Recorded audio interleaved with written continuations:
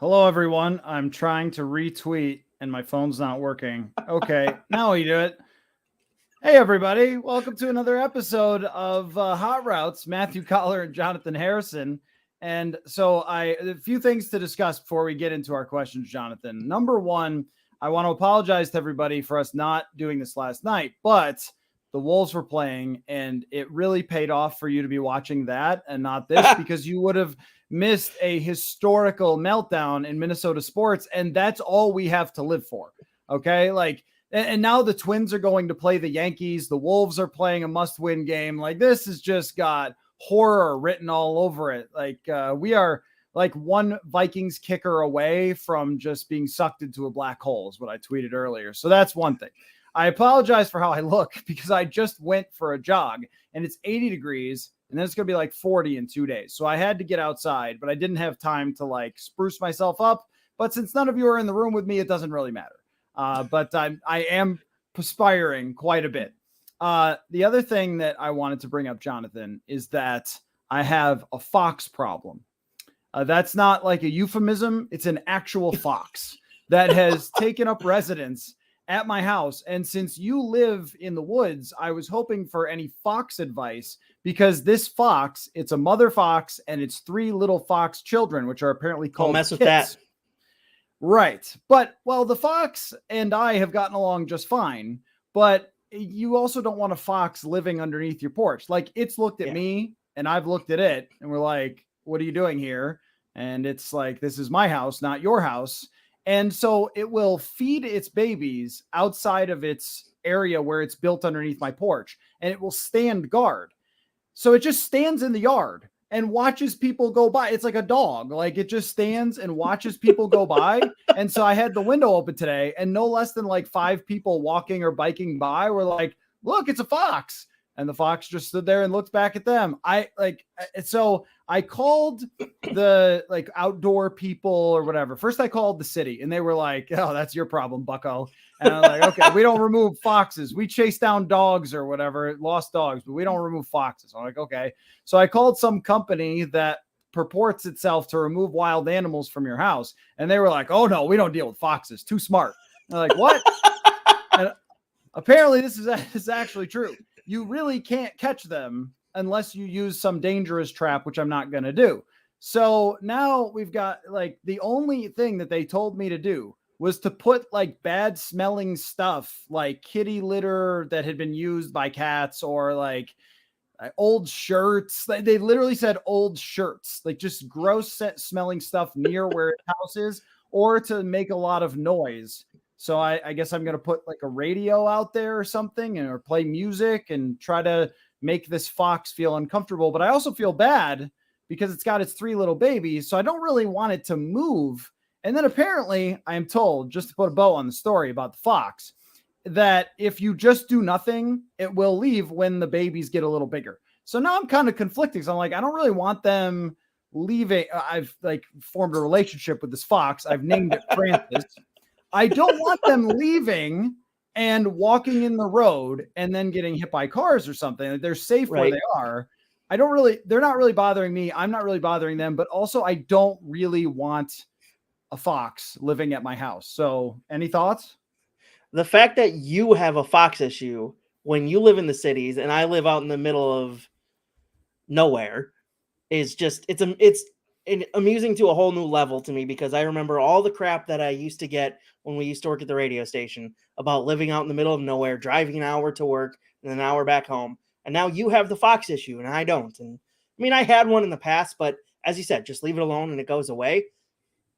I left it alone. We left it alone and it never really bothered us. Like I went back to my backyard, mowed the lawn. It never bothered me. And now a couple years later, it's just gone and I haven't seen it since. So it might just be that you have to leave it alone for a little bit and you don't get to use your backyard, but it's probably better than having it on your conscience that you forced him out and then you see him on the side of the road later on. So probably better just to leave him alone. Yeah. And it's not getting in your house, so it's fine.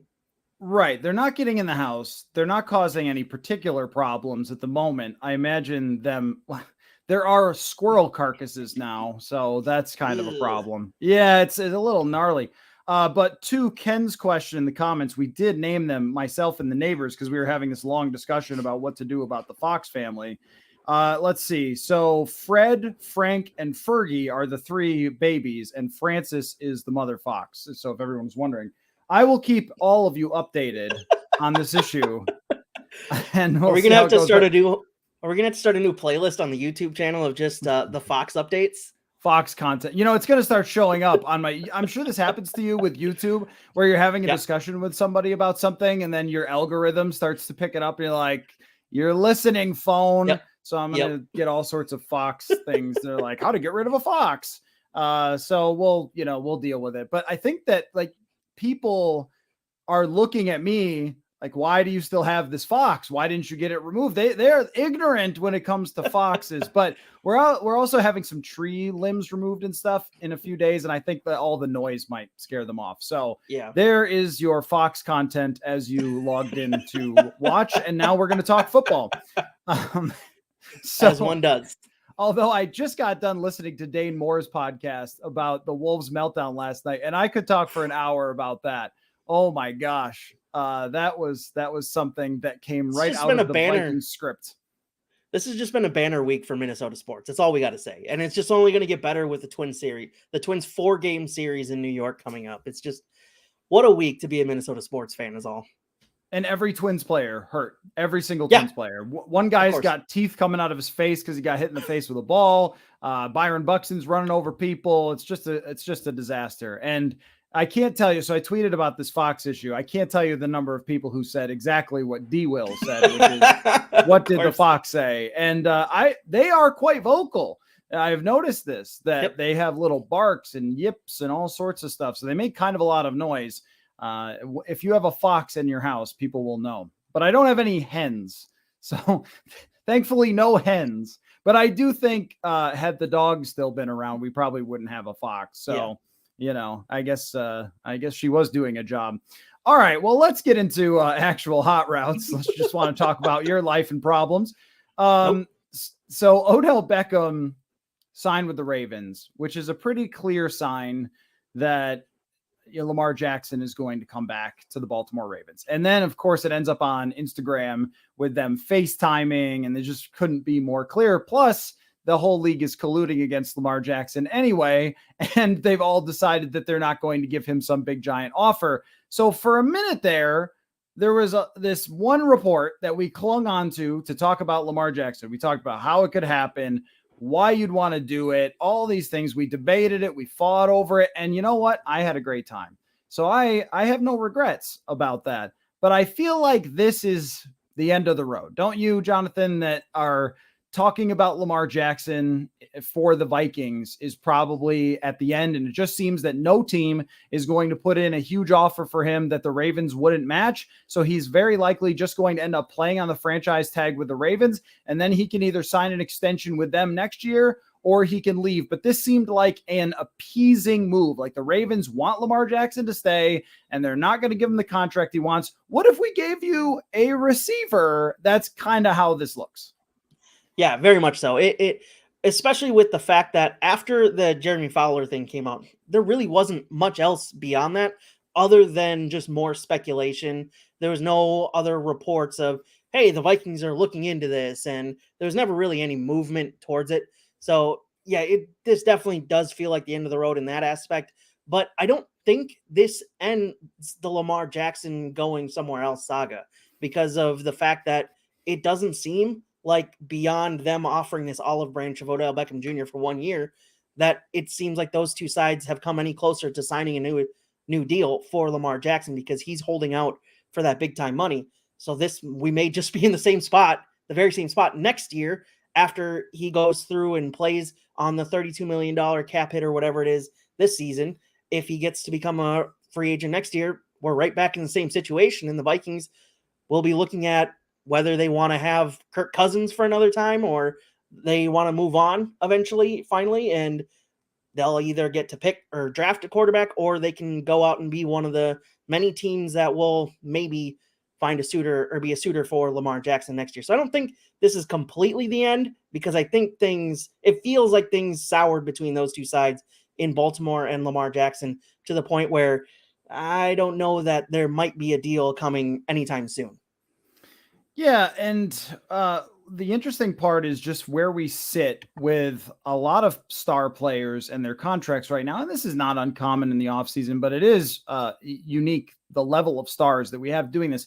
Saquon Barkley is already making it clear through channels that he doesn't plan on showing up at any of their offseason stuff until he gets an extension. He doesn't want the franchise tag. Dexter Lawrence, the same sort of deal. So the Giants, they're going to have to handle all of this as well. Now, usually when players are in this spot, there is not a whole lot they can do. And the NFLPA and the NFL, when they signed their last collective bargaining agreement, they made holding out much harder.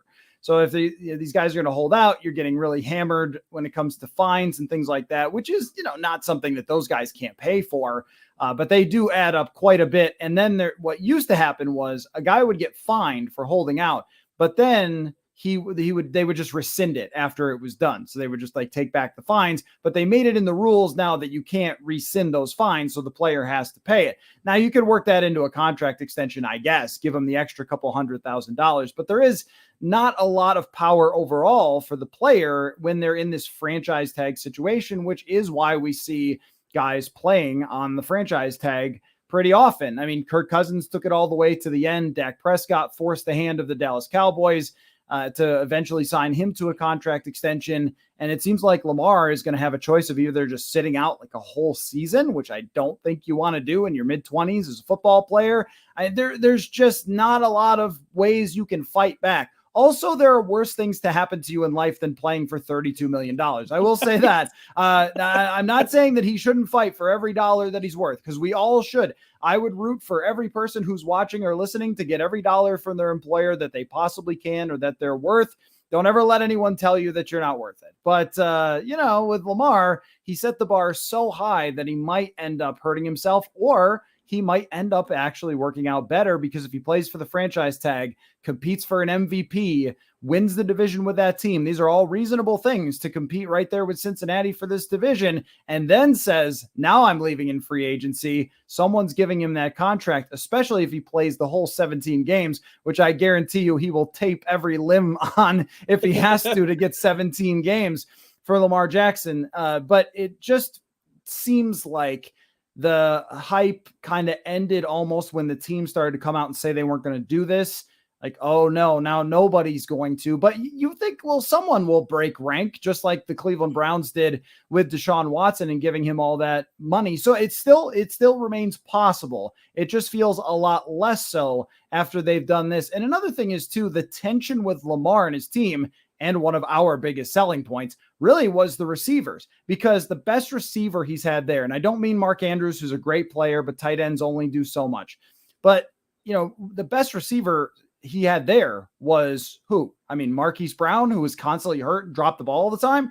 Rashad Bateman has not really become a star like I think a lot of people in Minnesota thought he would be. And now Odell Beckham, old Del Beckham, is still a good receiver, I think, but not to the level of a Justin Jefferson or anywhere close to what Justin Jefferson is. So that was always a good selling point in my mind for the Vikings, saying, why don't you come play over here with this fella? You can throw it anywhere and he will catch it. Oh, you're not that accurate? You don't have to be.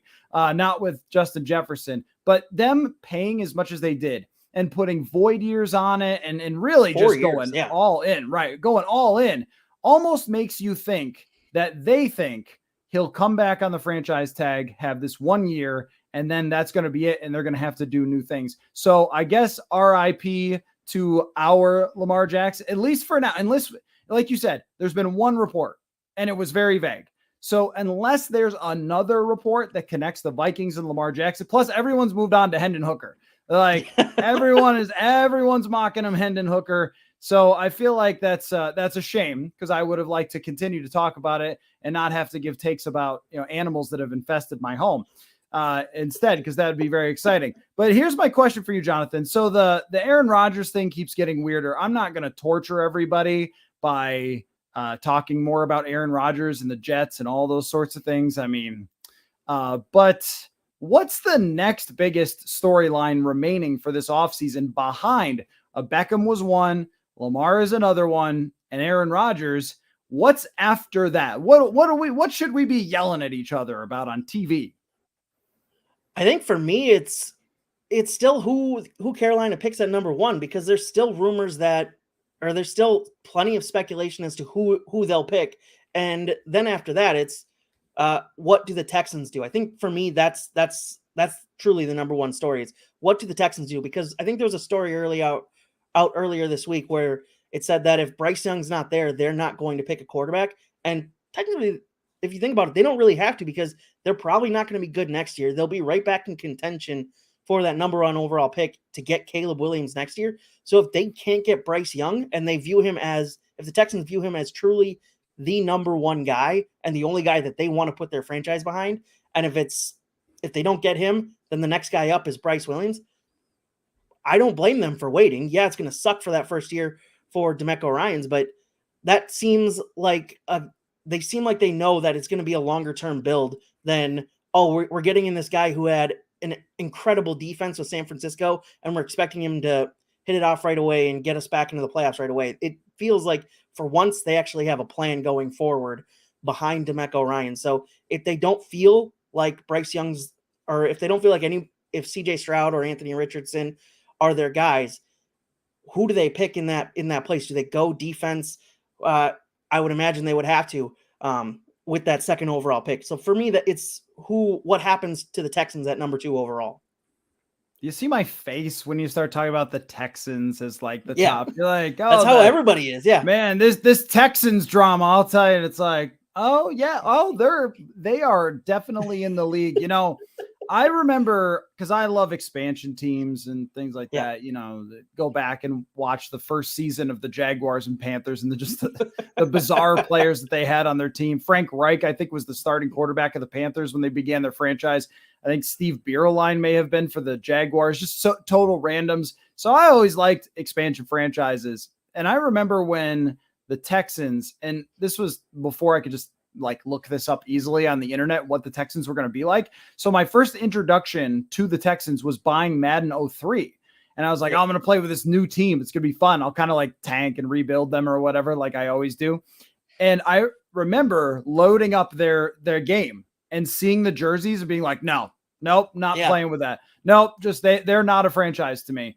And Deshaun Watson made them relevant, and then for really, really bad reasons. So they're going to have to prove that. I agree with you that technically is very interesting. If they don't draft a quarterback, are they tanking again? Are they trying for Caleb Williams? And that would mean, Will Anderson goes there, who could kind of be their next Mario Williams type pass rusher, or, I don't know, whatever. But Anthony Richardson is probably the next most interesting here, because just people that I talk to, some people think that, and this is very vague, but I can't say more than that. You go to the combine, you hear a lot of things, and some people love Anthony Richardson. Some people think that he is a star who had a bad team and needs to refine a lot of his footwork and stuff on short passes, but he is a really exceptional prospect on the same level as Bryce Young and CJ Stroud, where a lot of the mock draft analysts and things have not put him on that level. But some people in the league think he is. Other people think he can't throw and that whole thing, and can't be a pocket quarterback and so forth. So how this plays out in the draft, I think, will be really fascinating. Will a team with a quarterback take him? Does he end up with the Colts? And then,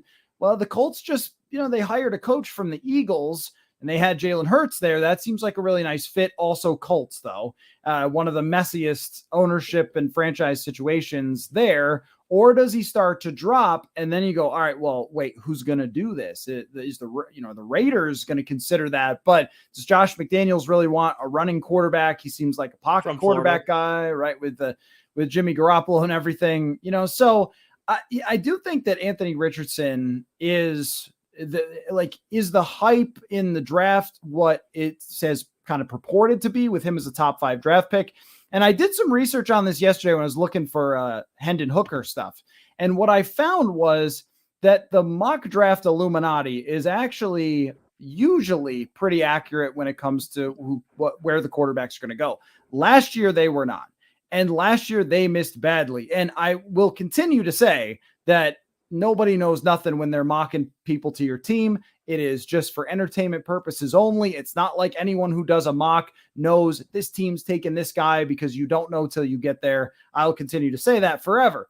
And how this whole business is built on a bunch of guesswork. But that's not the point when it comes to draft stuff. It's that usually they know who the top quarterbacks are going to be. And Richardson is now across the board a top 10 draft pick. But who in the top 10 is going to actually go there? And does someone surprise us and trade up to number 3 with the Arizona Cardinals, who have made it clear that they want to drop back?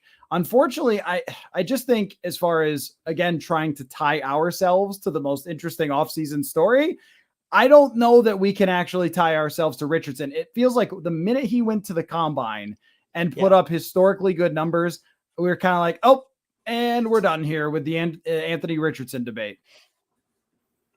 Yeah, absolutely. As soon as he had put on that show, he became out of reach for Minnesota, and there's no way they have enough draft stock or any kind of stock to move up far enough to get him, unless he falls and unless he has the precipitous fall that happened last year with the quarterbacks. It's just, I don't see that happening with the amount of hype and amount of buzz that's around Anthony Richardson right now. It doesn't feel like it's the same situation as last year. It doesn't feel like he's going to drop 3 rounds. It feels like he's going to get taken in that top 10 range, and the Vikings just don't have enough to move up there. So yeah, as soon as he put on that show at the combine and then did the same thing at his pro day, he became completely out of reach for Minnesota, unfortunately, because I would love to see him in the purple and gold of Vikings, because having that kind of prospect, having that kind of potential as the quarterback would just bring a new excitement to this fan base that's had the same quarterback for the past 6 years. And it seems like everybody's kind of bored of him at this point. So D-Well says, how some forget about J.J. Watt, Gary. I would never forget about Gary Kubiak, Arian Foster, Andre Johnson. Yeah, I know they've had some players. Isn't their only playoff win? Oh, no, they beat the Bills with Deshaun Watson, and their only playoff win before that was when TJ Yates started.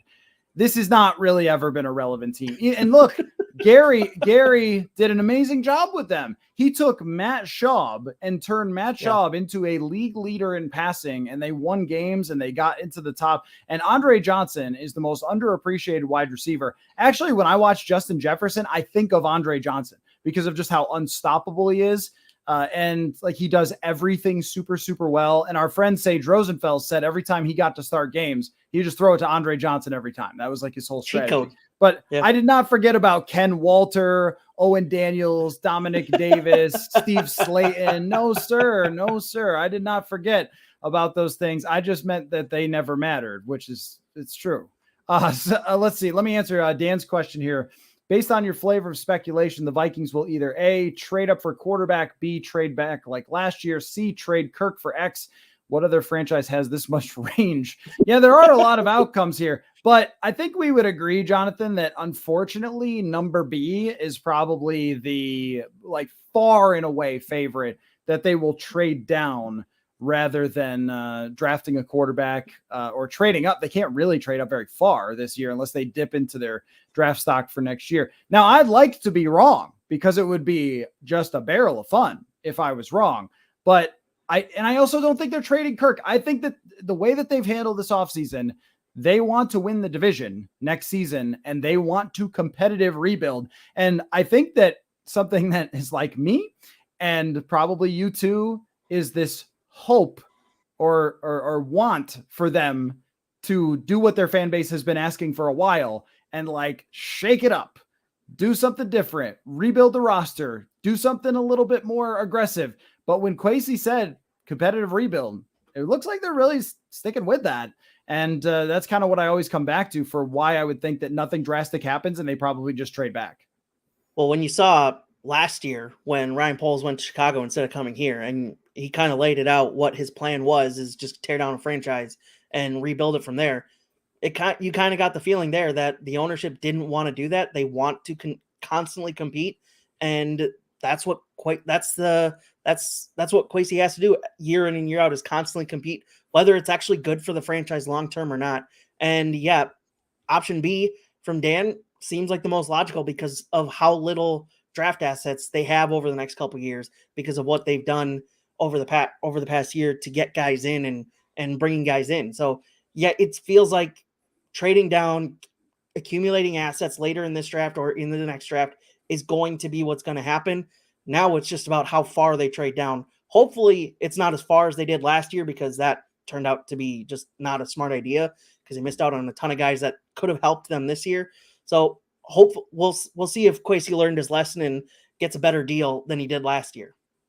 And he's going to talk with the media tomorrow, and I'm sure not tell us, but maybe we can at least get a sense. Well, hopefully we can get a sense a little bit for what's going on with Zadarius Smith, Dalvin Cook, kind of where they stand with those things, and just a general idea of how they're feeling going into the draft. That's what we're always looking for in these pre-draft press conferences. Like, how do you see yourself? How do you see your roster? When you reach this point in the offseason, you're not going to likely make major tectonic changes to your roster and who you are as a team. Now that could possibly change if they were to trade Kirk post June 1st and sign Lamar Jackson. But as we just talked about, all of these things seem a little bit pie in the sky as it is. And then next year, see, I think a lot of us thought going into the Kwesi Adofo-Mensah era, it was like, oh, new GM is here. It's going to trade Kirk. We're going to do the rebuild thing. Here we go. And then it was, oh, okay, I guess that's going to be next year, but it'll be next year, everybody. It'll be next year. And then they win 13 games. It's like, oh, but next year. And then after next year, Kirk will sign a 19-year lifetime contract. And like Bobby Bonilla, he'll be getting paid until 2072 with the Vikings and you'll never escape him. But yeah, I mean, that's just kind of how it feels is that once they released Thielen and Kendricks, that there was going to be this big change. And then since there wasn't, there's just been this little bit of malaise, I think, over the fan base when it comes to talking about this team and kind of the energy was taken out of the room a little bit when they did not decide to do a lot more drastic things than what they've done. So there hasn't been a big trade. There hasn't been a big signing. I mean, Marcus Davenport and Byron Murphy, I think, are both good signings, and even Josh Oliver could be a relevant player for them to some extent, but these are not like, they're not changing your Vegas line. They're not moving anything from what you expect as far as their wins and losses go. And I think clearly they're behind Detroit at this moment. It's, you know, it's very obvious that Detroit and what they were able to do, not only in free agency, but in the draft, they have way more draft capital than the Vikings do. And that's a big advantage for them as well, both now and down the road. So like, when are you going to catch up? That could be hard for them. I did want to talk about, I want to skip forward a little bit. I know I sent you a few questions, but I want to skip forward to talking about Bijan Robinson, since we're kind of talking about big storylines. I think Bijan Robinson, running back out of Texas, is a really big draft story because the question is always like, how good does a running back have to be in order for that running back to cause a team to draft them in the top? I mean, we've seen with Saquon Barkley, he was supposed to be this legendary running back, unstoppable, the next Barry Sanders kind of thing. And he's been good. And watching him, you know, beat the Vikings, he was very good. But I don't think he's met the expectations. And Leonard Fournette wasn't anywhere close to meeting the expectations as the number 4 overall pick. So normally, and Trent Richardson, again, another guy who was supposed to be this superstar, unbelievable prospect. Najee Harris was supposed to be that guy. Clyde Edwards-Helaire was supposed to be that guy. There's been a lot of disappointment or short of expectations with first-round running backs, and every time it's like the Arrested Development meme, but what if it works for us, even though it didn't work for all those other teams? I am curious what, first of all, like some of your favorite running backs to come out in the draft from the past, because there has been a lot of them that were really, really exciting college players and then maybe didn't work out or, you know, did okay. And just your take on who do you think where will take Bijan Robinson? Where do you think he will go? And is this going to be different?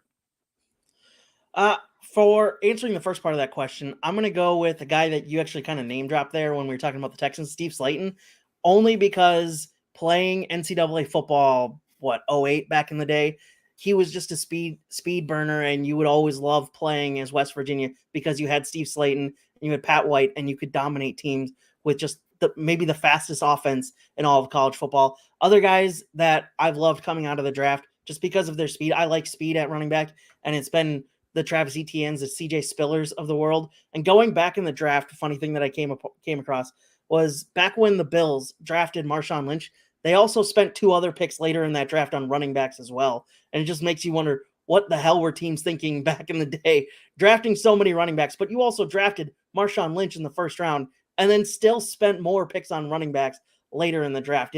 That boggled my mind when I saw that. Obviously, I don't know the history of that organization and don't really know the circumstances around it, but it still seems very confusing to draft 3 running backs in one draft. So those guys came to mind.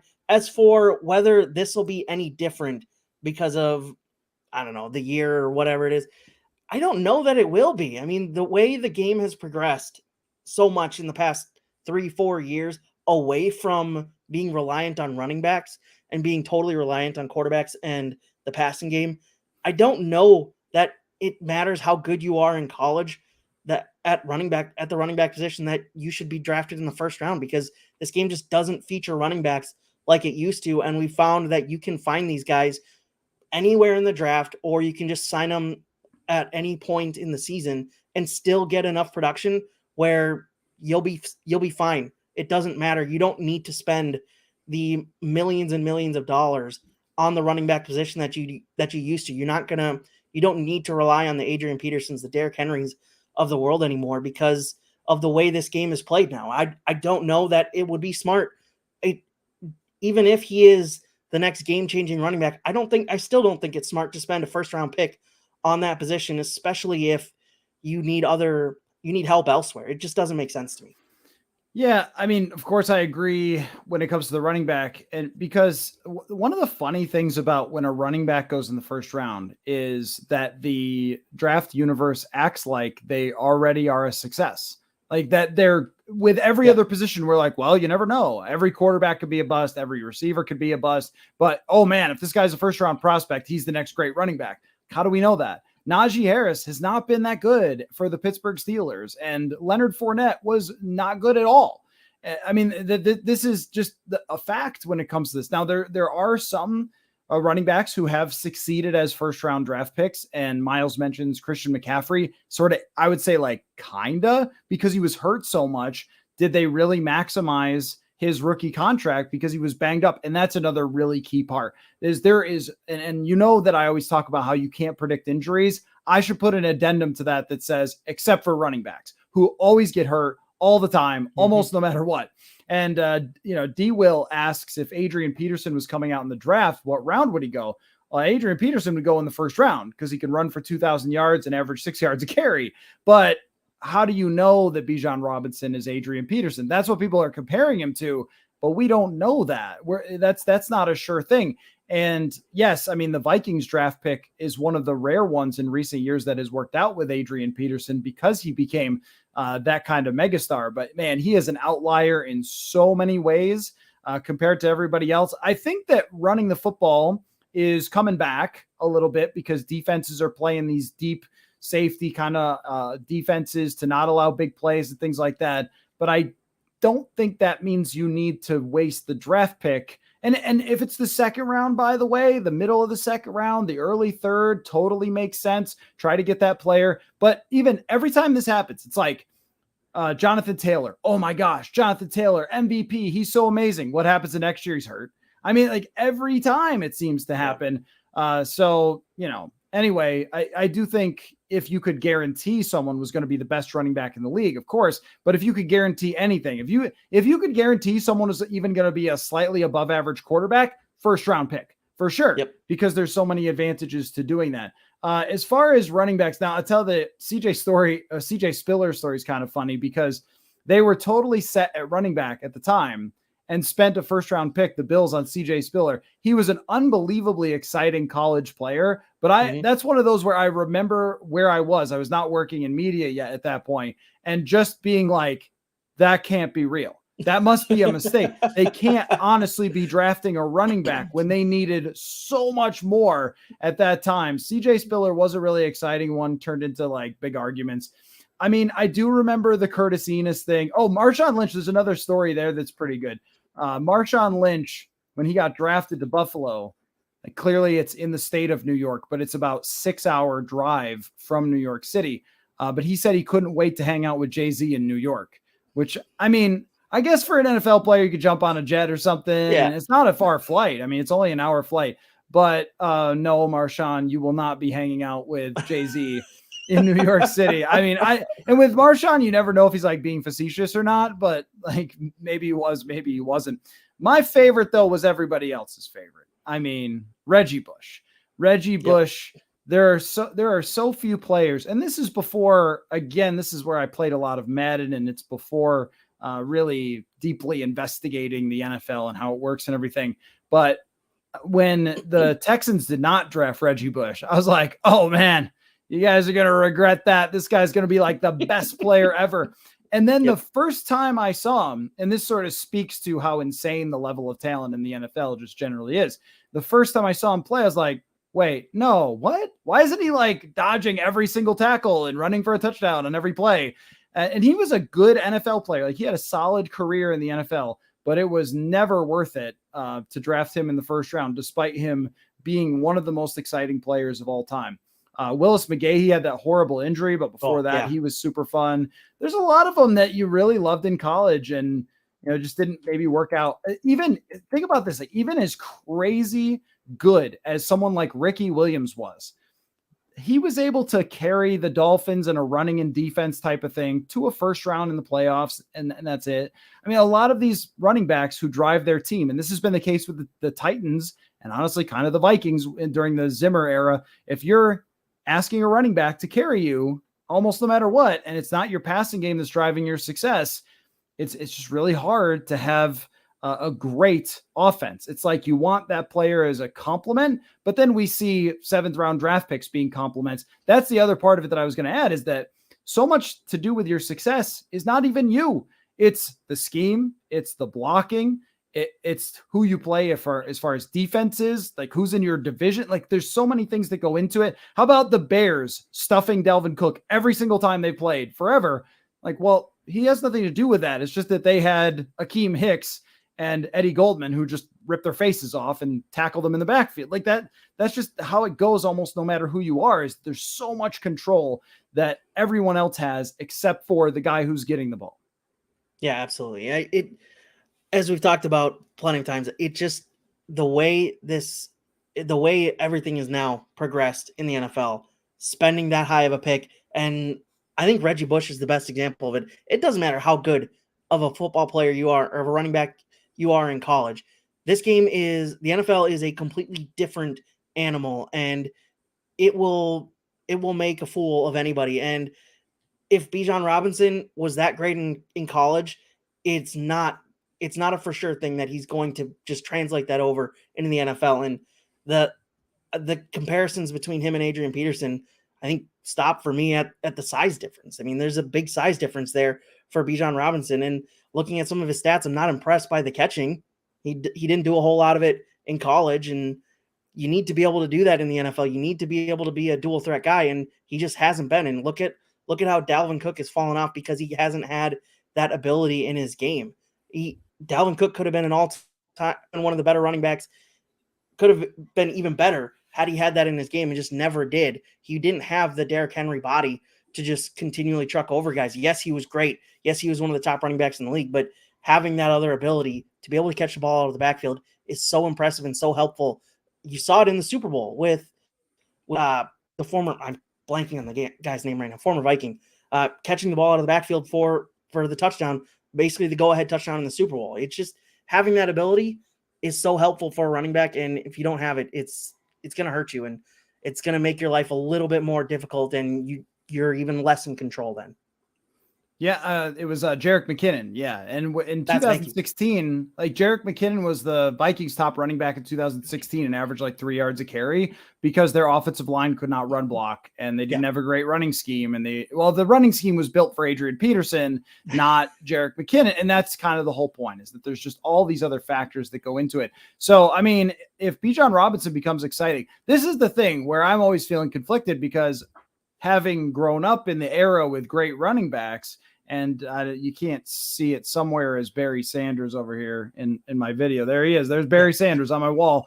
So like, Barry Sanders, Thurman Thomas, Emmitt Smith, somebody, Miles mentions Curtis Martin. There were so many great running backs growing up that I would love to hang on to that. But the problem is that even when you look at this draft and go back to the draft where Delvin is taken, right? So there's Leonard Fournette and there's McCaffrey, there's Dalvin Cook, there's Alvin Kamara, there's Aaron Jones. Like Cook is a second rounder. Kamara, I think, is a third rounder. Jones might be a sixth or a fifth. I think a sixth. I mean, they're usually dispersed over the entire draft. So your odds of getting one in the first round who is fantastic is probably not very different from getting one in the third or fourth. And when you look at this draft, you can go, and I've done this in draft sims, third round, fourth round, and you find a bunch of guys that average 7 yards a carry. Oh, this guy set records. He's an exciting running back. There's just so many people who can do it that with a receiver, the top receiver in the draft is usually way better than like a fifth round pick. But I don't know if that's unless it's Diggs, but the gap in prospect caliber may not be as high. They say it is with Bijan Robinson. I guess we're going to find out. I wanted to ask before we wrap up though, Jonathan, a lot of people have started to ask me because they're feeling like the Vikings are just going to do the chalky thing, which is to trade back, draft a corner, maybe get a linebacker. And then we're all going to be like, okay, all right, well, I guess that's fine because you do need those things technically. And I guess we'll see what happens. But a lot of people have been asking about the mid-round quarterback. Now, we've been over this before, and I always pour the cold water on it.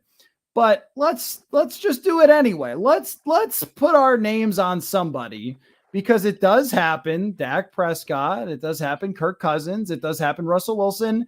It does happen. Brock Purdy.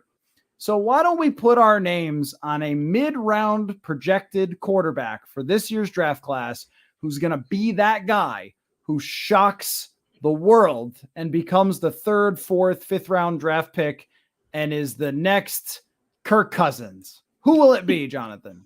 Now, originally in your email, you said make a totally delusional case for this. And so I did that. Yes. Okay. And so I'm going to do that here. As I was searching this and getting ready and getting thumbnails and everything ready, I was searching the guy that a lot of Vikings fans have attached themselves to lately, Dorian Thompson-Robinson. And on the USA Today website that we get all our pictures from, there's a picture of Dorian Thompson-Robinson quite literally hurtling another dude a la Josh Allen did to the Vikings a couple years ago. And that is my sole case for drafting this man, because if you can hurdle another human being at full speed playing football, you're the next Josh Allen. I don't care. That's my delusional take. I don't care about the size difference. I don't care about the about anything else. All the other negatives about his game. I'm looking at his stats on Sports Reference, and he's gotten better every year. So one would assume that he's just going to keep doing that. But the fact that he can hurdle another human being as a quarterback, that's all I need. Draft him. Sign off, send him to the Super Bowl. Oh, wow. Okay. Yeah, that got more and more delusional as it went. That's right. I forgot that I said that. I said make the delusional case. So I'll try to do the same with my selection. But a lot of people have asked me like what I think of Dorian Thompson-Robinson. And because I have no other life, I did watch quite a few UCLA football games this year, just Pac-12 after dark. I mean, who doesn't want to watch those games? And he is a lot of fun. And I think that he could be a backup in the league, but he is instantly like one of the smallest quarterbacks in the NFL. And you could say, well, yeah, I mean, there's a couple guys who have succeeded, but those guys are very different. I mean, Kyler Murray, who still has had some troubles in the NFL, is like a first overall level prospect. And Russell Wilson had this unbelievable college career and probably should have gone a lot higher than he did. But then every other guy who's like 6 foot and 190 pounds has not worked out. And I don't think that he's really accurate enough to be a starting quarterback in the league. I don't think he does jump people, but I don't think he's really like a playmaker. Yeah. You know what I mean? Like I didn't watch him and go, oh my gosh. But your delusional case is totally fine.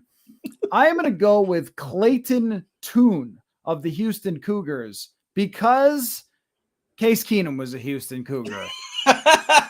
And look, a guy went to Houston, put up 40 touchdowns, 10 picks, 110 quarterback rating, 4,000 yards, and got a deep passing grade of 93 out of 100 from PFF. This guy could chuck it all over the yard. And also, if I'm not mistaken, I'm going to look this up right now. I believe he got a really good relative athletic score as well. I'm looking this up right now. Clayton Tune. Let's see. What did he get? Yeah, 98th percentile athlete.